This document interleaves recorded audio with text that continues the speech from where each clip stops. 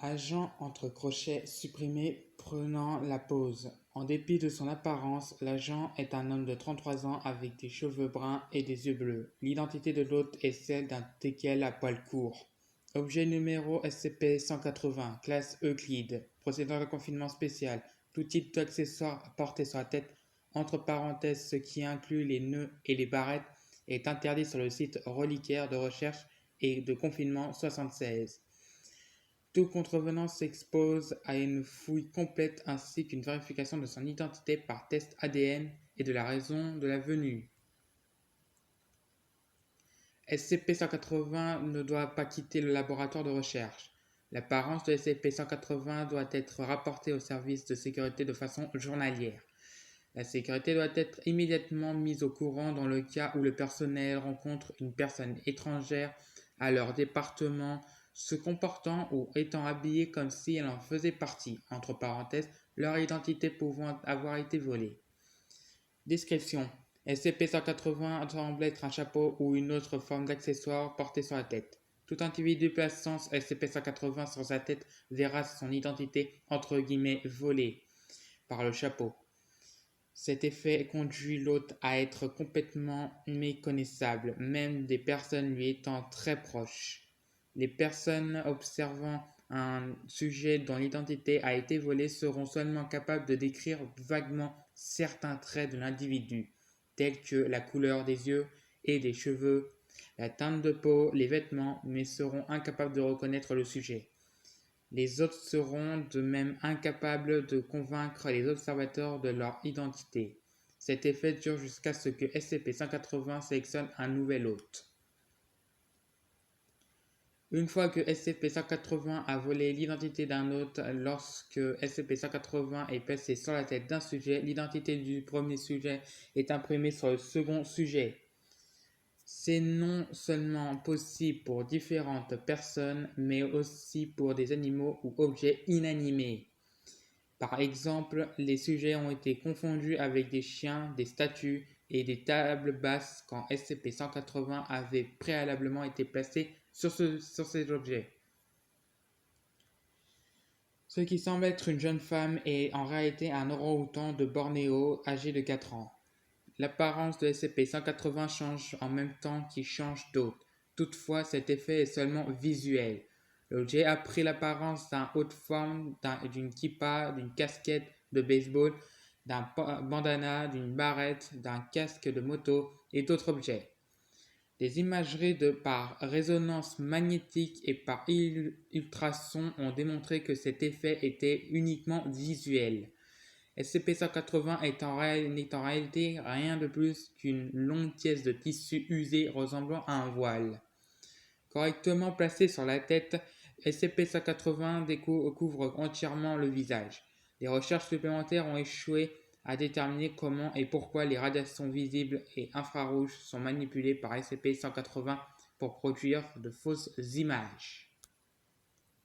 Fils synthétisé par SCP-183 rendu visible grâce à des lentilles à haute densité. Objet numéro SCP-183, classe Euclide. Procédure de confinement spéciale. La cellule de SCP-183 doit être insonorisée et revêtue de lourdes plaques d'acier. La taille de cette cellule n'est pas importante puisque SCP-183 utilisera l'espace mis à sa disposition pour s'étendre et n'a pas montré de préférence particulière. Il est fortement recommandé aux membres du personnel de ne pas entrer dans la chambre de confinement. C'est inutile et excessivement dangereux. Tout comportement allant à l'encontre de cet ordre peut indiquer une capacité jusqu'à présenter inconnue de la musique produite par SCP-183, entre parenthèses, voir ci-dessous. Lors de l'ouverture, la porte ne doit être qu'entrouverte et être refermée dès que possible. Dans l'idéal, le personnel ne doit pénétrer dans l'enceinte qu'afin de nourrir l'entité. L'organisme n'a pas montré de réelle volonté de s'échapper, mais si cela venait à se produire, cela rendrait l'intégralité de l'environnement de recherche impraticable et potentiellement dangereux. La musique produite par SCP-183 ayant été décrite comme agréable tant qu'aucun effet subliminal n'est observé. Les chercheurs sont autorisés à laisser les microphones reliés à la chambre de confinement actifs s'ils le souhaitent. Description. SCP-183 est une entité biologique inconnue qui est peu importante, les moyens employés invisibles. Les preuves de sa présence se manifestent majoritairement sous la forme de fils monofilaments que l'organisme synthétise. Ces fibres sont extrêmement fines et résistantes. Elles sont capables de couper la peau, les os, mais également les gilets pare-balles sans difficulté. Ceci, couplé au fait qu'il est difficile de les percevoir, constitue un sérieux danger pour tous les membres du personnel à l'intérieur ou proche de la chambre de confinement.